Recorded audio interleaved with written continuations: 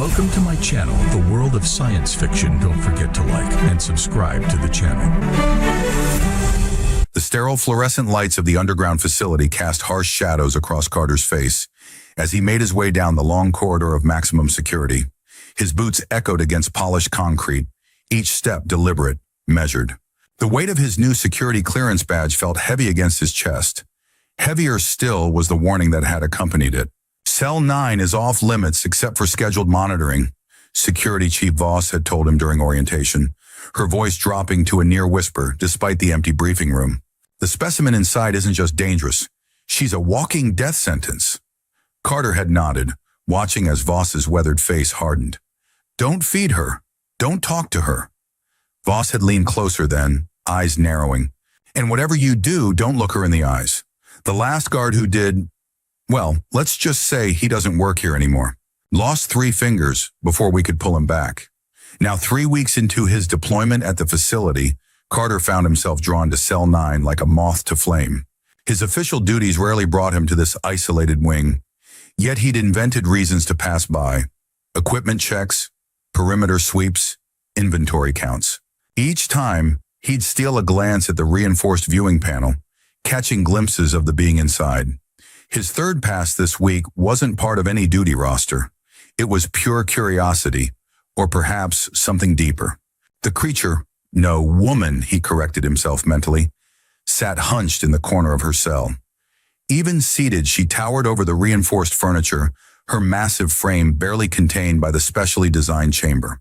The ceiling of Cell 9 was twice the height of standard cells, the walls 3 times as thick, yet she made the space seem cramped, claustrophobic. Carter estimated she must stand at least 11 feet tall when upright, with shoulders broad enough to fill a doorway.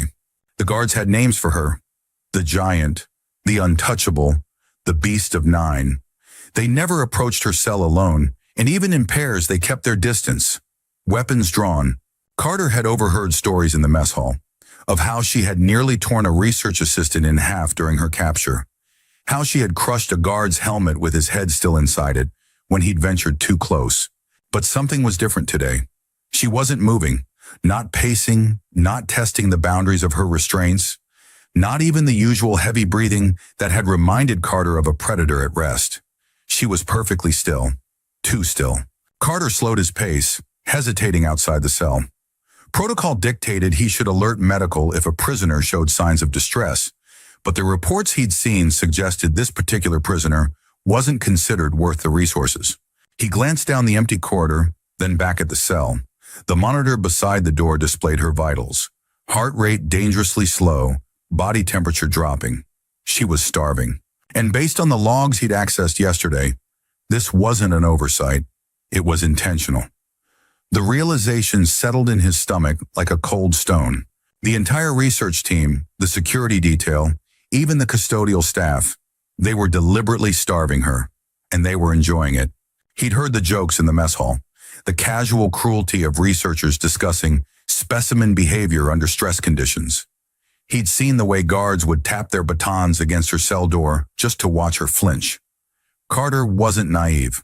He'd served in military installations with questionable ethics before, but this was something else entirely. Without fully processing his decision, Carter found himself walking back toward the mess hall.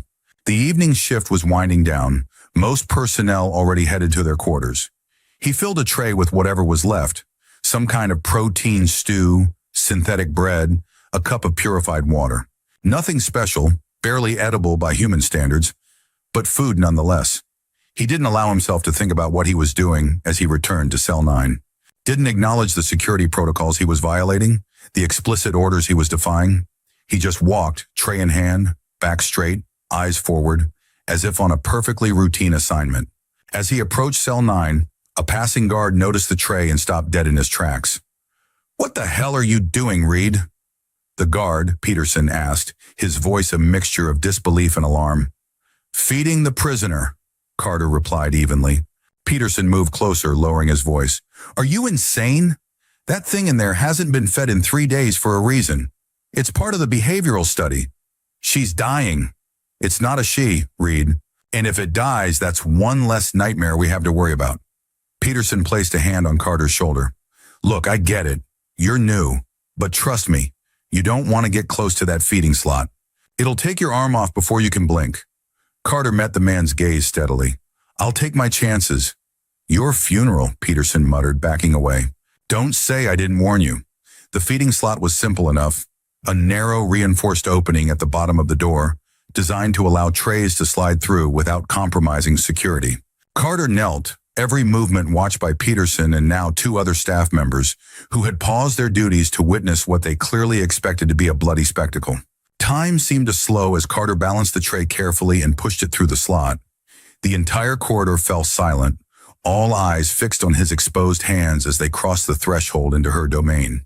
He kept his eyes down, fixed on the task, deliberately avoiding looking into the cell. But then, a whisper of movement, followed by a rush of air, as something massive shifted position within. The other observers instinctively stepped back. Carter held his ground, hands still extended through the slot. A shadow fell across his fingers. Enormous. Alien. Then came the touch, the lightest brush of blue fingers against his own. Large enough to engulf his entire hand, with an extra joint in each digit. Calloused skin crisscrossed with pale scars.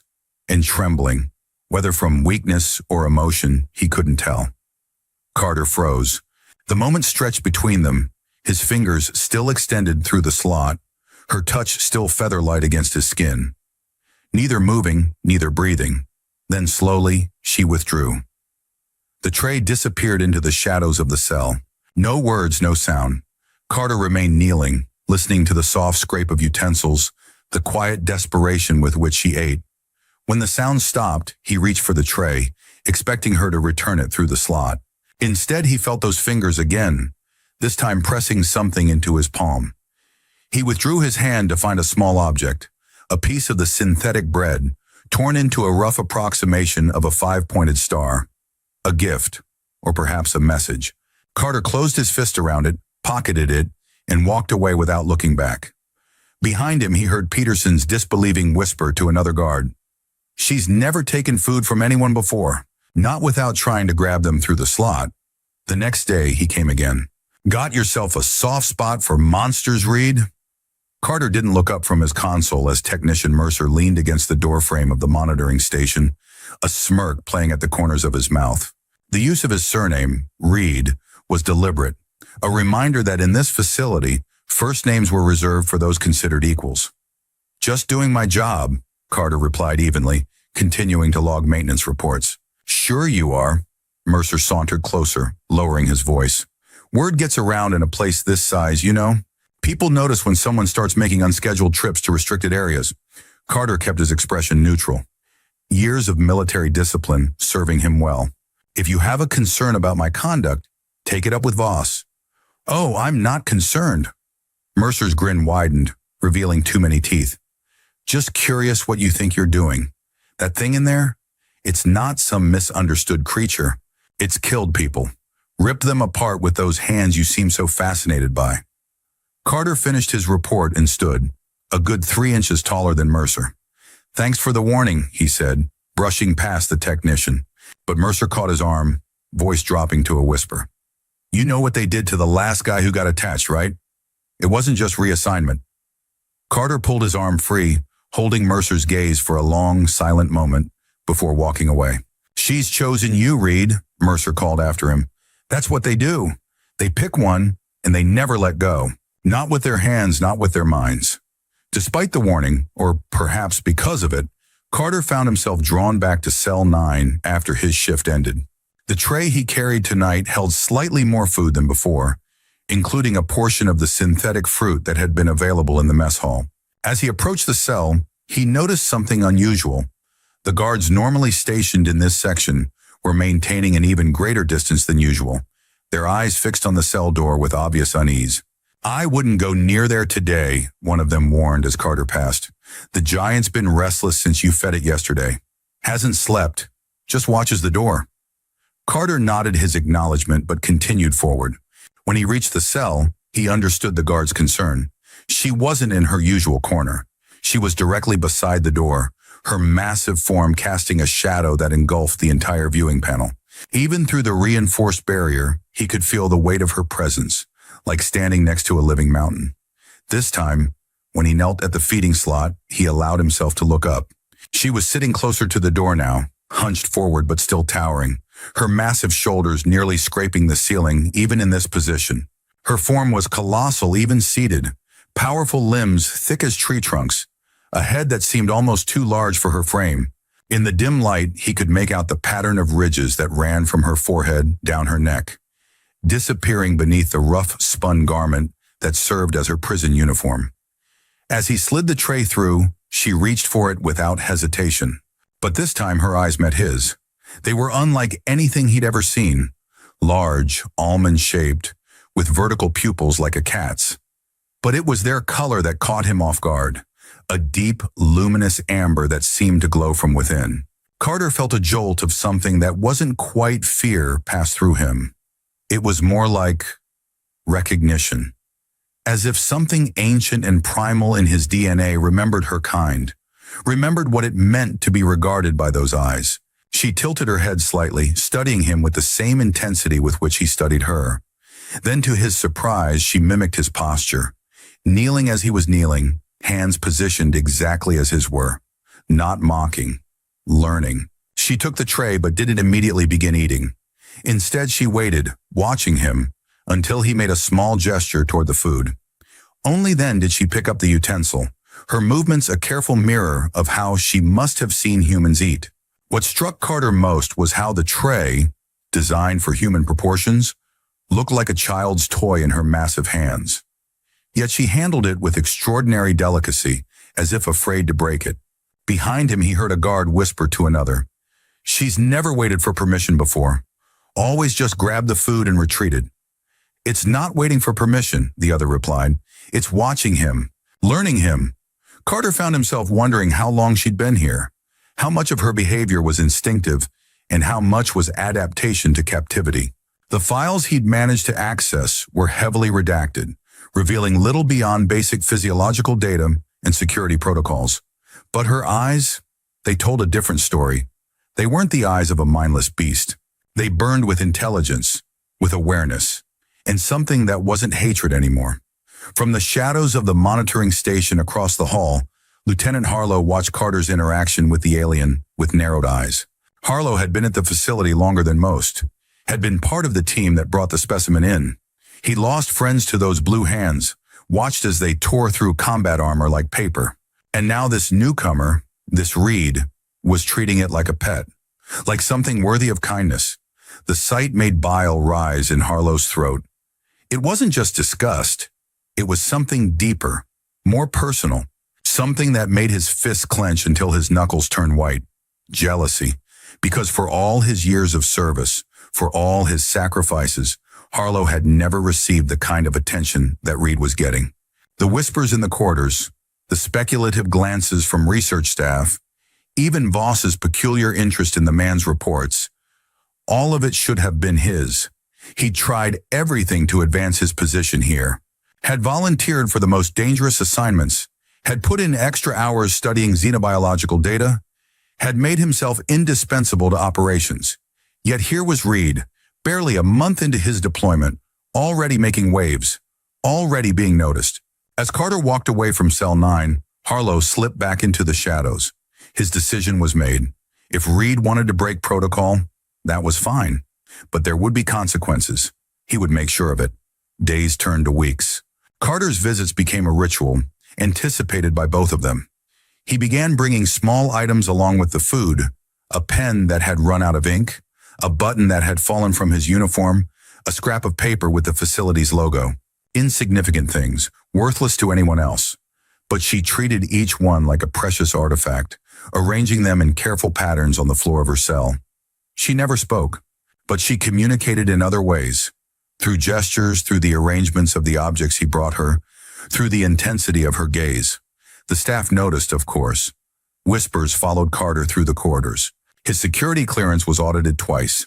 What disturbed the others most was not just his visits, but how the massive alien, who had attacked nearly everyone who came close before, now moved her enormous bulk protectively toward the feeding slot whenever Carter appeared. How she would watch the corridor through the viewing panel, her gigantic frame tense and alert, until he arrived. How she would position her body between him and any other personnel who approached during his visits. She's protecting him, he overheard one researcher say, like he's her territory now. Or her pet, another replied. Voss called him in for a routine evaluation that felt more like an interrogation. Your record indicates minimal prior experience with non-terrestrial entities, she said, scrolling through his file on her tablet. Yet you seem remarkably comfortable around the specimen in cell 9.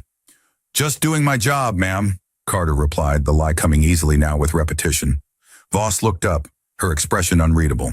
Your job doesn't include feeding it off-schedule meals from your own rations. Carter said nothing, maintaining eye contact. Denial would be pointless. You know what it did to the research team that brought it in, don't you? Voss continued, setting down her tablet. 3 dead, 2 more with injuries so severe they'll never work in the field again. With all due respect, ma'am, I've reviewed those reports. The specimen was defending itself after being wounded during capture. Defending itself. Voss repeated the words slowly, as if tasting something bitter. That's an interesting interpretation of events, Reed. She leaned forward, lowering her voice. The higher-ups are getting nervous about your interactions. Some are suggesting reassignment. Others have more permanent solutions in mind. Carter felt his pulse quicken, but kept his expression neutral. Are you threatening me, ma'am? I'm warning you. Voss held his gaze. Whatever you think you're doing with that creature, whatever connection you imagine exists, it's not real. It's studying you, learning your weaknesses, and when the moment comes, it won't hesitate to use them against you. As Carter was dismissed and walked toward the door, Voss added one final comment. By the way, Lieutenant Harlow has submitted a formal report regarding your conduct. Quite detailed, quite concerned. Carter paused, his hand on the door. Harlow, he repeated, remembering the lieutenant's cold stares in the mess hall, the way he'd made a point of avoiding direct interaction despite their overlapping duties. Yes, seems he's been observing your visits to Cell 9 for some time now. Recorded times, durations, items brought. Voss watched Carter's reaction carefully. Very thorough. Carter said nothing, but inside pieces clicked into place. The increased security checks on his quarters. The reassignment of his duties to areas further from the high containment wing. The subtle isolation from other staff. All Harlow's doing. Thank you for informing me, ma'am, he said finally, his voice controlled. Don't thank me, Reed. Watch your back. Voss returned to her tablet, a clear dismissal. The conversation lingered in Carter's mind as he made his way through the facility's maze-like corridors. Was Voss right? Was he projecting humanity onto something fundamentally inhuman? Seeing intelligence where there was only instinct? Empathy where there was only mimicry? His doubts faded the moment he arrived at Cell 9 that evening. She was waiting for him, as always, her colossal form somehow seeming less threatening now, despite her size. He noticed how she shifted her massive body to allow him a better view through the panel. How she carefully arranged the objects he'd brought her into precise patterns. But tonight, something was different. The objects he'd brought her, the pen, the button, the scraps of paper, had been arranged on the floor in a pattern that unmistakably resembled the layout of the facility. A map. She'd created a map. And in the center, 2 small objects, a blue button and a red paperclip, placed side by side. Us, Carter realized. She's showing us. But there was something else. At the edge of the arrangement, separate from the main pattern, she'd placed a security badge. Not his, but similar. Next to it, a piece of torn fabric in the distinctive gray-green of officer uniforms, carefully twisted into a shape that suggested a watching figure. A warning. She knew about Harlow. Somehow, she knew. The incident occurred on a night when Carter had been assigned to oversee a supply delivery, breaking his usual routine. By the time he'd finished processing the shipment, it was well past midnight, the facility operating on minimal staffing. He'd intended to skip his visit to Cell 9, to return to his quarters and catch what little sleep he could before his next shift. But as he passed through the security checkpoint near the high containment wing, he heard it, laughter, cruel and sharp. Carter changed course, moving quickly toward the sound. As he rounded the corner to the hallway containing Cell 9, he saw them, 2 guards, Wallace and Diaz, standing at her cell door. The feeding slot was open, and they were taking turns tossing small objects inside. Come on, freak, you want it. Beg for it, Wallace was saying. dangling what looked like a ration bar just out of reach. "Let's hear you make some noise." Diaz laughed, recording the scene on his personal device. Another violation of protocol. "The doc says they might have vocal cords similar to ours. Maybe we can teach it to talk." Carter approached silently, years of tactical training taking over. Neither guard noticed him until he was directly behind them. "What's going on here?" His voice was quiet, controlled, but both men startled visibly. Wallace recovered first, straightening up with a smirk. "Just having some fun with the monster. No harm done." "Return to your posts." Carter kept his tone level. "Now, technically we're on break," Diaz countered, tucking his device into his pocket. "And technically you don't outrank us, Reed." "But I do outrank you," came a new voice. Lieutenant Park, the night shift supervisor, approaching from the other end of the corridor. "And I'm not seeing authorized recreation on the duty roster for this section." The guards exchanged glances, their bravado deflating. "We were just leaving, sir," Wallace muttered, closing the feeding slot. As they retreated, Park gave Carter a measured look. "You too, Reed. This area is restricted during night shift unless you have clearance." Carter nodded, turning to follow the guards. But before he could take a step, a sound from within the cell froze all four men in place. A low growl, building in intensity until it vibrated through the walls. Then, an impact so violent the reinforced door bulged outward, the metal groaning in protest. Another impact. The security panel beside the door sparked and went dark. "What the hell?" Park started, reaching for his weapon. The third impact tore the door from its hinges. She emerged from the darkness like something from a nightmare. 11 feet of coiled muscle and rage, eyes blazing, the restraints that should have kept her secured, dangling broken from her wrists. Her skin had darkened to a deep indigo, the ridges along her body raised and flaring. The cell that had been specially reinforced to contain her now seemed absurdly inadequate, like a paper cage trying to hold back a tsunami. Wallace and Diaz stood paralyzed with terror. Park managed to draw his weapon, but before he could aim, she was on them. It happened so fast Carter could barely process it. She seized Wallace by the throat, lifting him off the ground with one massive hand as if he weighed nothing. Diaz fumbled for his baton, only to be sent flying with a backhanded blow that cracked against the corridor wall with sickening force. Park fired, the pulse round striking her shoulder. She didn't even flinch, simply turning her gaze on him as Wallace struggled for air in her grasp. Her size in the open corridor was even more terrifying than it had been in the cell. She filled the space completely, her shoulders nearly scraping both walls, her head bent slightly beneath the ceiling.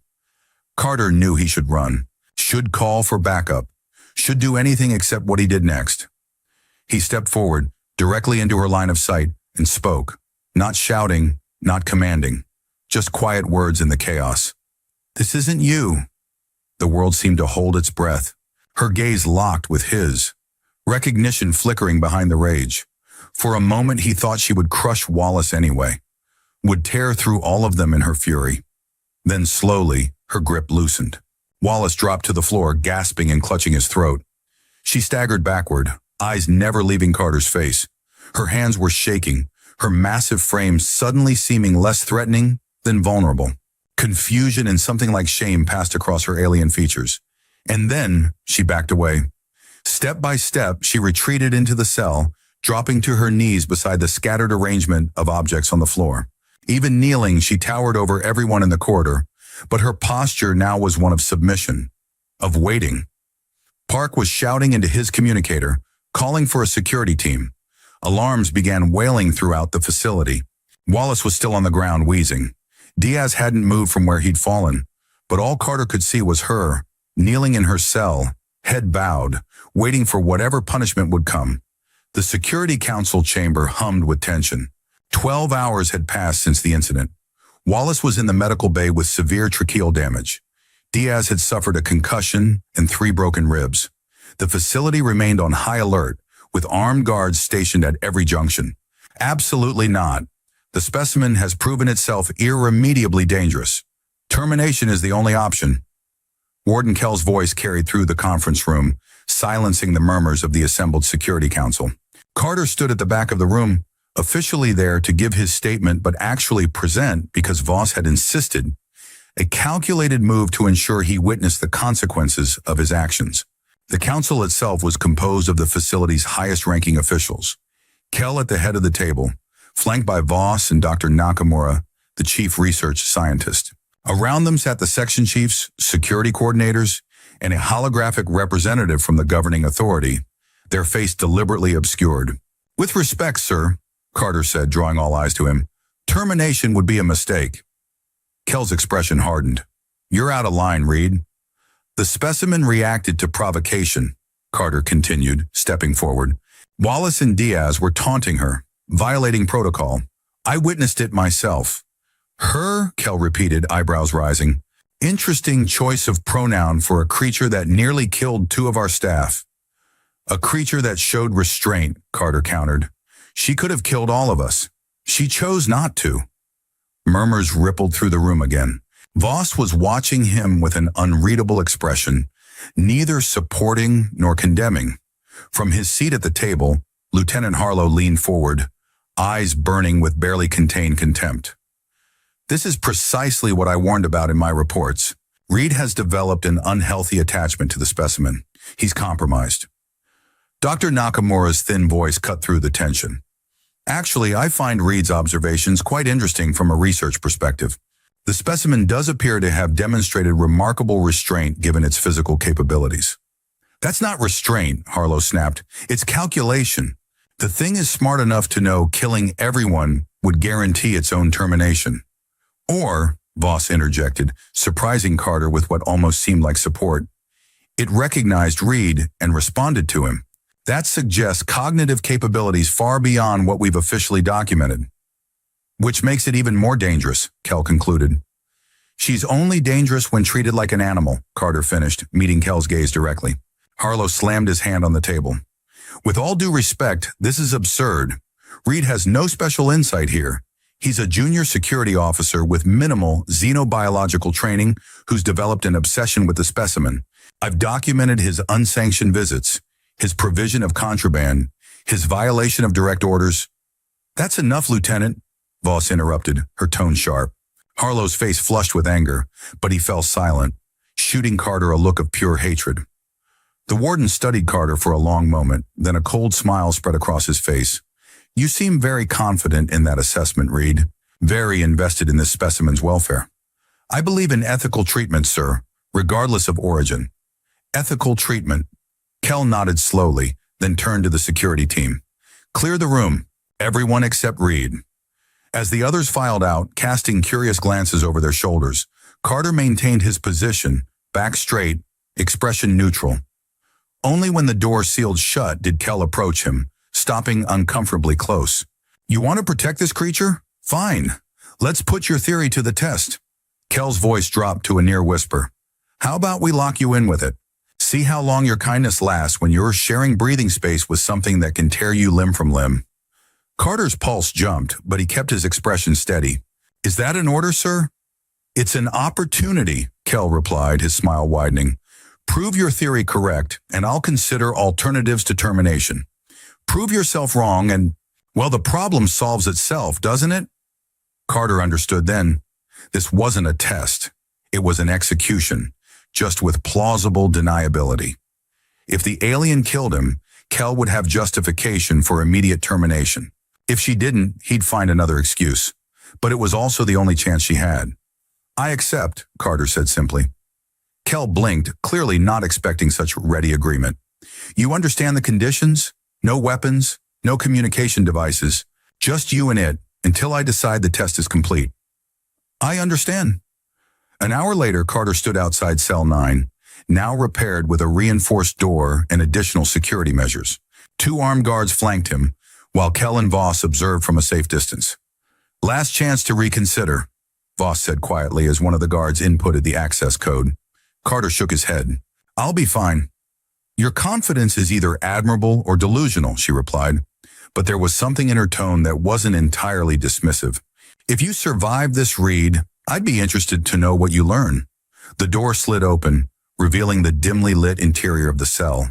She was there, in the far corner, restraints reattached and reinforced after the incident. Her head was bowed, but Carter could feel her awareness of his presence. He stepped inside without hesitation. The door sealed behind him with a definitive hiss, the lock engaging with a heavy thunk. No exits, no backup, no weapons, just silence. And fear, though whether it was his or hers he couldn't tell. For what felt like hours, neither of them moved.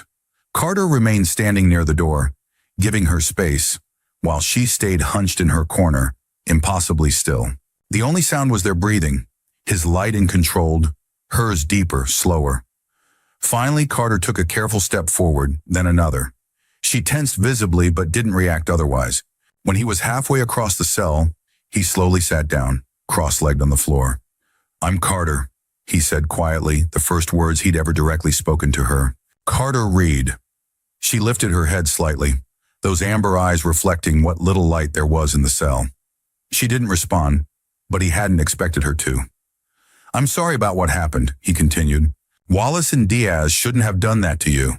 Still no response, but her posture shifted almost imperceptibly, the angle of her shoulders relaxing by fractions of a degree. "I'm going to be staying here for a while," he explained, keeping his voice calm and even. "Warden Kell's orders. He thinks you'll kill me." At this, she finally moved, lifting her head fully to look at him. Her expression was unreadable, alien features arranged in a way his human brain couldn't quite interpret.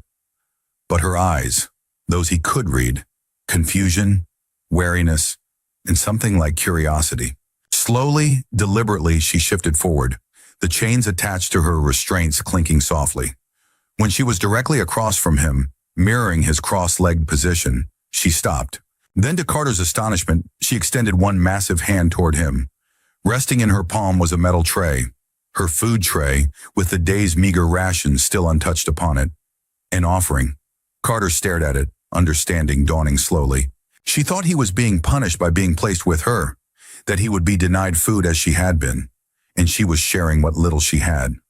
"Thank you," he said quietly, making no move to take it. "But that's for you. You need to eat." She tilted her head, clearly not understanding his words but sensing his refusal. Her brow furrowed, and she pushed the tray closer to him, insistent. Carter realized this might be a crucial moment in establishing trust. He reached out slowly and took a small piece of the synthetic bread, making a show of eating it. Then he gently pushed the tray back toward her. "Together," he said, gesturing between them.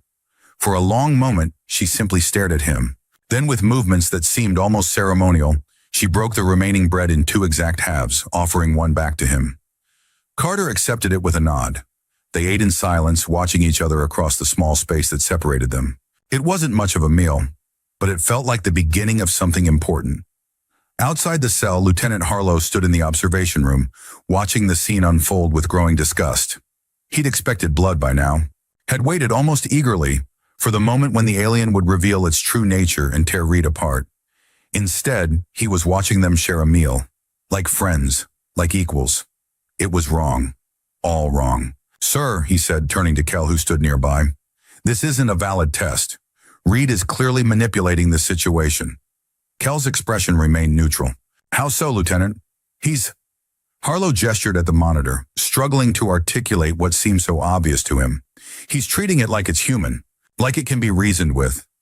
"And that invalidates the test how exactly?" Voss asked from her position by the door. Harlow's jaw tightened. "The specimen needs to be terminated, ma'am. We all know it. This charade is just delaying the inevitable." "Are you questioning the warden's decision?" Voss's voice had an edge that would have warned a wiser man to retreat, but Harlow was beyond caution now. "I'm questioning the wisdom of risking valuable personnel on the whims of a junior officer who's clearly compromised." "Careful, Lieutenant," Kell said softly. "Your personal feelings about Reed are becoming rather transparent." Harlow flushed. "This isn't personal, sir. It's about facility security." He hesitated, then added with barely contained bitterness. "Reed is a rising threat to everything we've built here. His sympathy for these creatures could undermine our entire containment protocol." "Is it?" Voss raised an eyebrow. "Because your reports on Reed have been remarkably thorough, almost obsessive." Harlow opened his mouth to retort, then closed it, realizing he was on dangerous ground. "I'm just doing my job, ma'am." "Then continue doing it elsewhere," Kell said dismissively. "You're relieved from observation duty." Harlow stood rigid for a moment, humiliation burning through him. Then he nodded stiffly and left, his steps echoing down the corridor. He would not forget this. would not forgive it. Reed would pay. And so would his alien pet. Days passed in strange, tense coexistence. The cell, designed for a single occupant, felt simultaneously too small and too vast.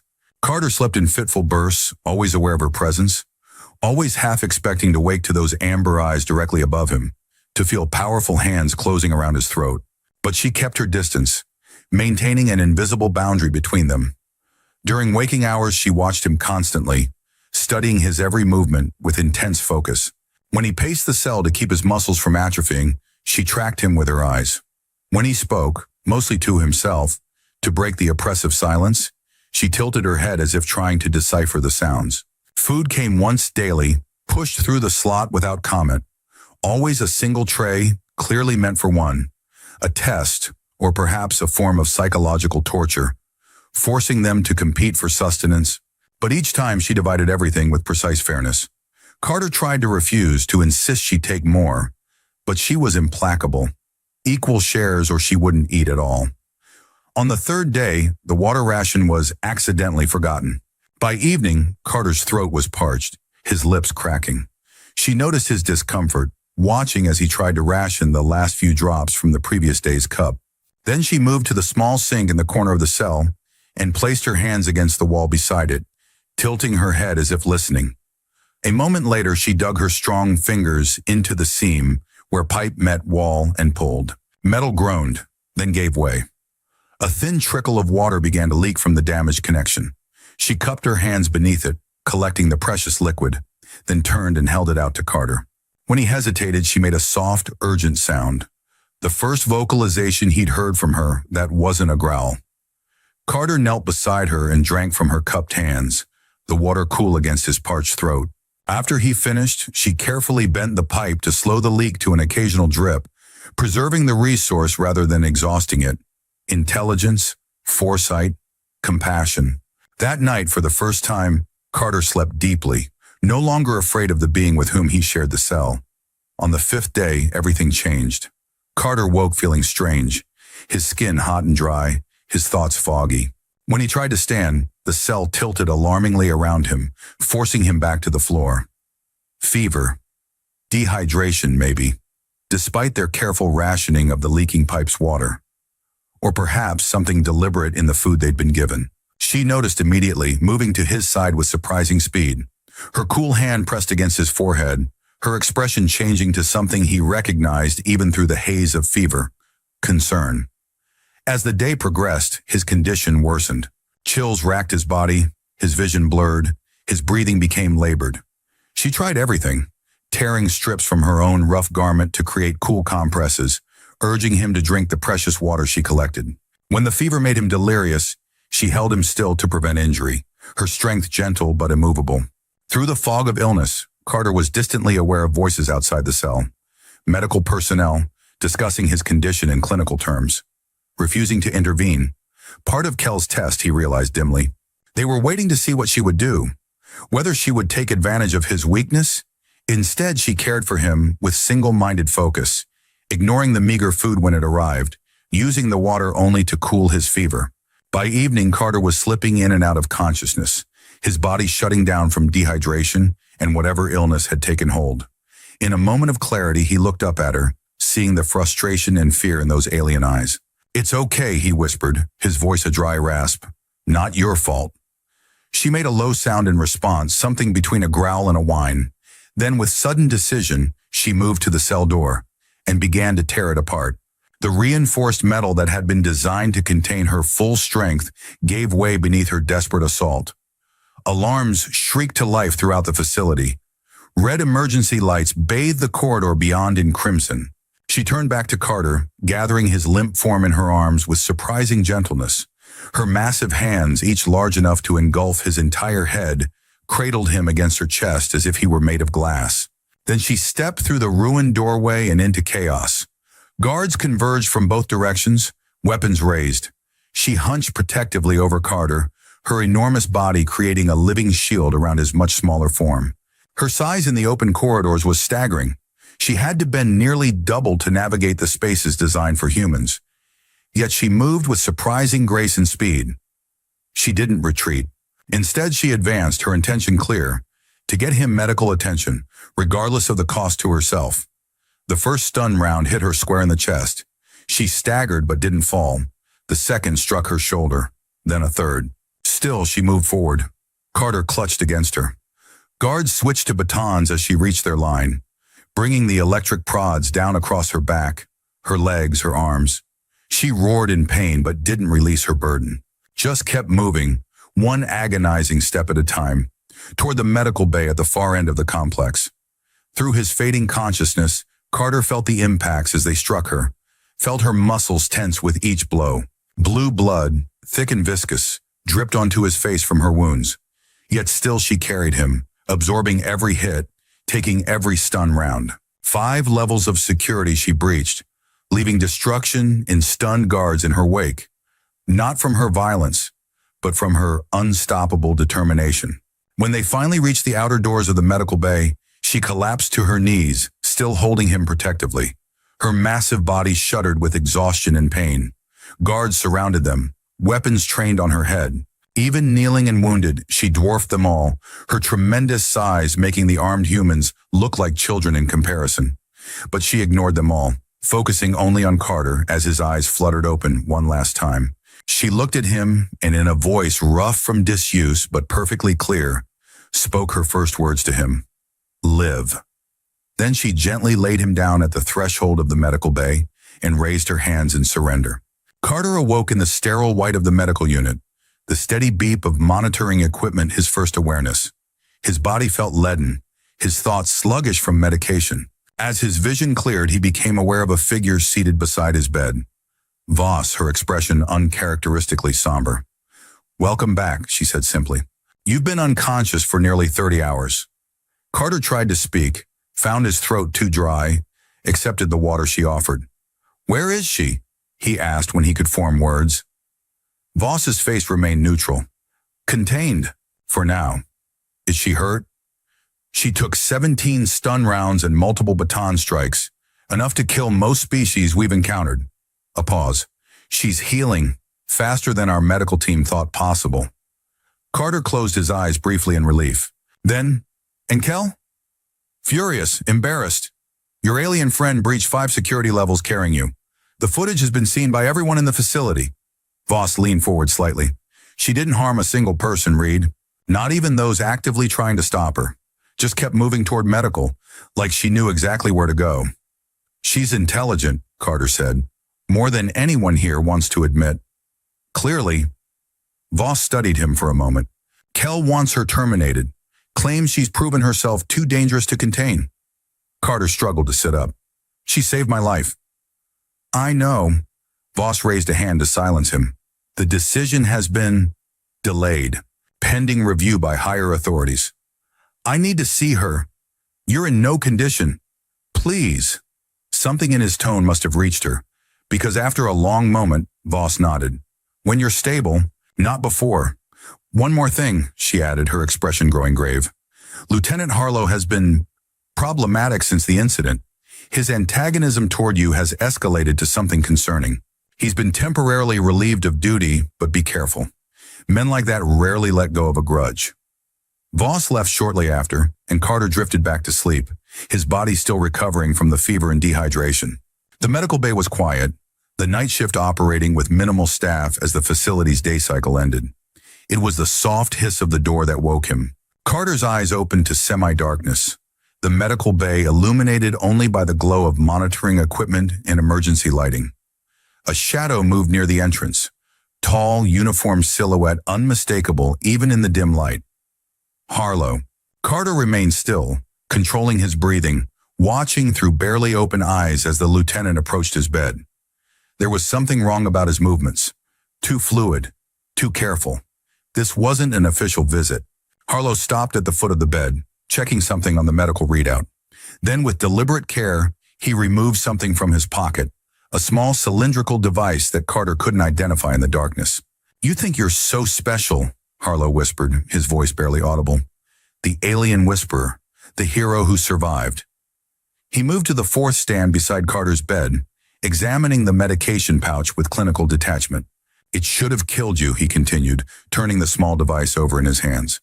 That was the plan. Put you in there, let nature take its course, problem solved. But you had to ruin it, didn't you? With practiced precision, Harlow inserted the device into the medication port on Carter's IV line. This will look like a reaction to treatment, he said, adjusting something on the device. Unfortunate, but not suspicious. Happens sometimes with the medication they're giving you for the fever. Respiratory depression, cardiac arrest, all very standard complications. Carter's mind raced. His body was still weak, his reactions slowed by medication. The call button was within reach, but Harlow would see him move for it. And even if he managed to press it, help would take precious seconds to arrive. Seconds he might not have once whatever was in that device entered his bloodstream. Harlow stepped back, watching the IV line with cold satisfaction. Nothing personal. Well, maybe a little personal. A humorless smile twisted his features. But mostly it's about the greater good. You and that thing. You're a liability. A threat to everything we've built here. Carter saw his chance. With a sudden surge of desperate strength, he yanked the IV from his arm and lunged for Harlow. The lieutenant stumbled backward, surprised by the attack, but recovered quickly, grabbing Carter's throat with both hands. I was trying to be merciful, Harlow hissed, tightening his grip. Quick, painless, but this works too. Carter fought for breath, his weakened body betraying him as he clawed at Harlow's hands. Black spots danced at the edges of his vision. He was going to lose consciousness soon. With one final effort, Carter's hand found the metal tray of medical instruments beside the bed. He swung it blindly, connecting with the side of Harlow's head with a satisfying crack. The lieutenant's grip loosened just enough for Carter to break free, gasping for air. The commotion had finally triggered the medical bay's sensors. Alarms blared, and the main lights flashed on, bathing the scene in harsh fluorescence. Harlow straightened, blood trickling from a gash above his temple. His eyes darted to the doorway, where security would appear any second. In one fluid motion, he pulled his service weapon, aiming it at Carter's chest. I tried to do this quietly, he said, voice eerily calm. No one would have questioned it. Just another casualty of your alien encounter. Now look what you've done. Carter stared down the barrel of the weapon, too weak to move, too stubborn to beg. Go ahead, he managed, his voice raspy from Harlow's assault. Prove me right about who the real monster is in this facility. Harlow's finger tightened on the trigger, then froze as the doors hissed open. Voss stood in the entrance, her own weapon trained on Harlow's back. Lieutenant, she said, her voice like ice, lower your weapon. For one terrible moment, Carter thought Harlow might fire anyway, might decide to complete his mission regardless of the consequences. But then slowly, the lieutenant lowered the gun. He attacked me, Harlow said, adopting a tone of wounded professionalism. Delirious from the fever, I was defending myself. With a lethal injection device? Voss asked, gesturing to the cylinder now hanging from the discarded IV line. Interesting choice of defense. Harlow's expression hardened as he realized the game was up. You don't understand what's happening here, he said, looking between Voss and Carter. That thing is changing him, influencing him somehow. He's compromised, they both are. Voss nodded to the security team that had filed in behind her. Lieutenant Harlow, you're under arrest for attempted murder of facility personnel. As they moved to restrain him, she added, and for the record, the only one compromised here is you. As they led Harlow away, his eyes locked with Carter's one last time. There was no remorse there, no recognition of wrongdoing, only cold certainty. It should have killed you, Harlow said again, his voice carrying across the medical bay. And when it finally does, remember, I tried to warn you. It was another day before Carter was deemed strong enough to leave his bed, and even then, only in a wheelchair, an orderly assigned to push him. His destination wasn't Cell 9, that had been decommissioned after the damage, but a new holding room in the high security wing. As they approached, Carter could see the extra precautions that had been taken. Double doors, enhanced barrier fields, at least 6 armed guards stationed in the corridor. Overkill, he thought, or perhaps not, given what she'd proven herself capable of. 2 of the guards visibly tensed as Carter approached, their hands shifting to rest on their weapons. Word of Harlow's attempt on his life had spread through the facility like wildfire, along with rumors about his connection to the alien. Some believed Harlow's claims that Carter had been somehow compromised or influenced by the specimen. Others simply saw him as a traitor to his own kind. 10 minutes, Voss said, having joined them for the transfer. That's all I can authorize. Carter nodded his understanding as the first set of doors slid open. The orderly pushed him through, then retreated, leaving him alone as the doors sealed behind him. Ahead lay the second barrier, transparent but reinforced, allowing him to see into the holding room beyond. She was there, kneeling in the center of the bare space. Heavy restraints encircled her wrists, ankles, and neck, connected to the floor by chains that allowed minimal movement. Her body bore the evidence of her ordeal. Dark bruises across her visible skin, half-healed lacerations on her arms and face. But it was the posture that struck Carter most deeply. Head bowed, shoulders slumped. Defeated in a way she hadn't been even during her starvation. The inner barrier dissolved at his approach, a temporary deactivation. She looked up at the sound, her amber eyes widening at the sight of him. For a moment, neither moved. Then Carter forced himself to stand from the wheelchair, his legs shaky but determined. One step, then another, closing the distance between them. She watched him approach, her gaze moving over him as if checking for injuries, lingering on the medical band around his wrist, the pallor of his skin. "You're alive," she said, her voice still rough but stronger than before. Carter nodded, kneeling carefully before her so they were at eye level. "Because of you." "They will kill me for it," she stated without fear or regret, just certainty. "No," Carter said firmly. "I won't let them." A sound escaped her that might have been a laugh, short and harsh. "You cannot stop them. No one can."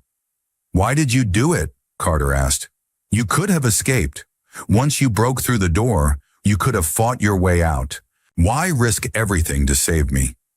She looked at him for a long moment, those alien eyes somehow conveying emotions his human brain could interpret. "You fed me," she said finally, the words slow and deliberate. "When I was starving, when no one saw me as anything but monster." Her large hands opened, then closed. "Now I cannot let you starve."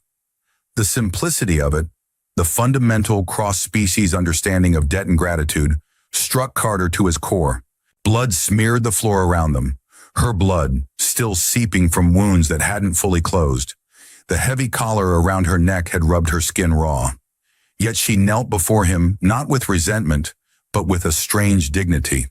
The collar itself was a cruel device, more sophisticated than the simple restraints on her wrists and ankles. It encircled her throat completely, a band of black metal embedded with control circuitry.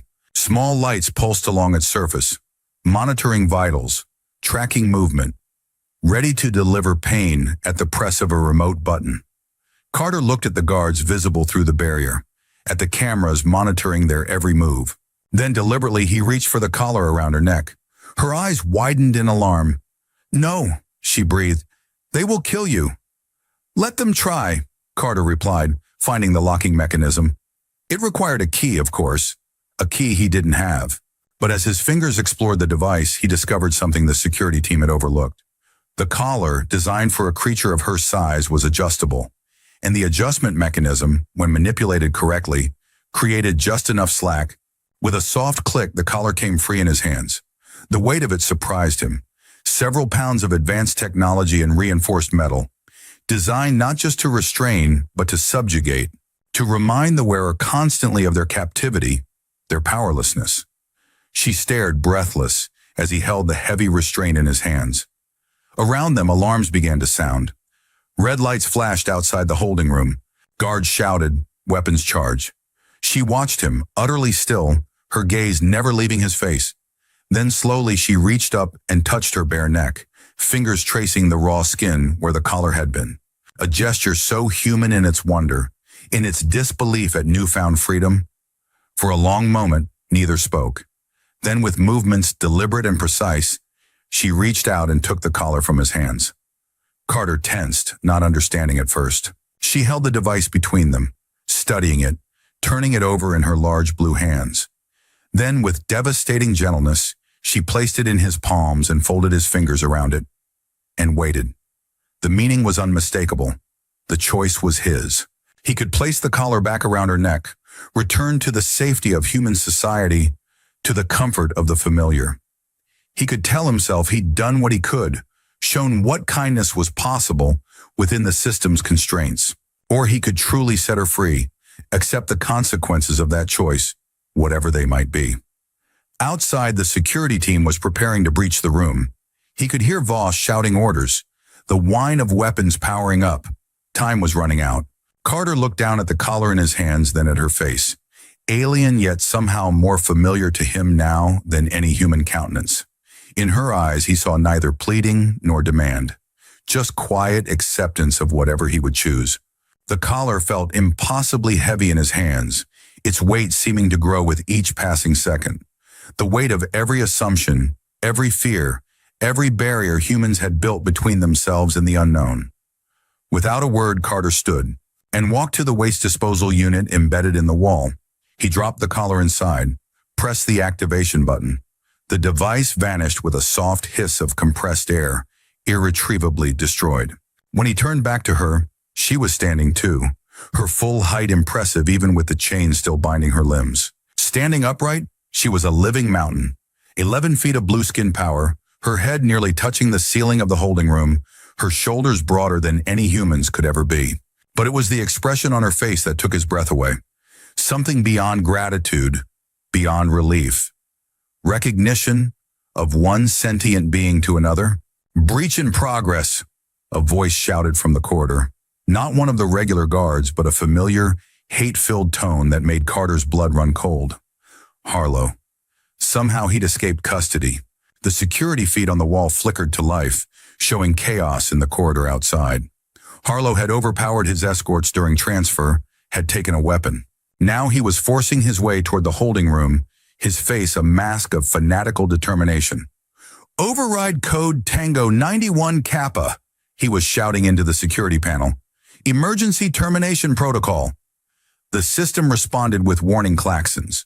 On the feed, Carter could see blast shields beginning to lower around the holding room, the facility's final containment measure. Once sealed, the room could be flooded with lethal gas or depressurized entirely, a fail-safe meant for worst-case scenarios, a scenario Harlow was determined to create. "He's initiating a purge," Carter said, turning to her. "We have less than 30 seconds. She looked at the monitor, then at the remaining restraints on her wrists and ankles. With a grunt of effort, she strained against them. Metal groaned, but held. "Together," Carter said, moving to her side.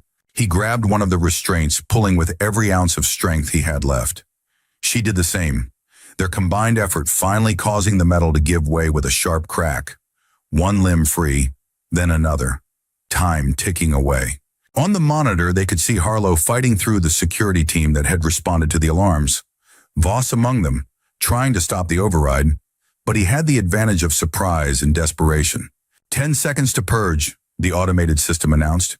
They had freed 3 limbs. One ankle restraint remained, its reinforced construction proving stubborn even to her strength. "Go," she told Carter, pushing him toward the exit. "There is time for you." Carter shook his head, still pulling at the final restraint. "Not without you." 5 seconds to purge. With a roar of defiance, she gave one final, tremendous pull. The restraint tore free, taking a chunk of the floor with it. Purge initiated. As the security team breached the outer door, as Voss shouted his name in warning, Carter stepped toward the alien woman and extended his hand. She took it without hesitation, her blue fingers, massive enough to engulf his entire hand, entwining with his pink ones. Then she pulled him close, her enormous frame shielding him as alarms blared around them. "You fed me," she said, her voice low and resonant in the chaos. "Now you are mine." Whatever came next, they would face it together.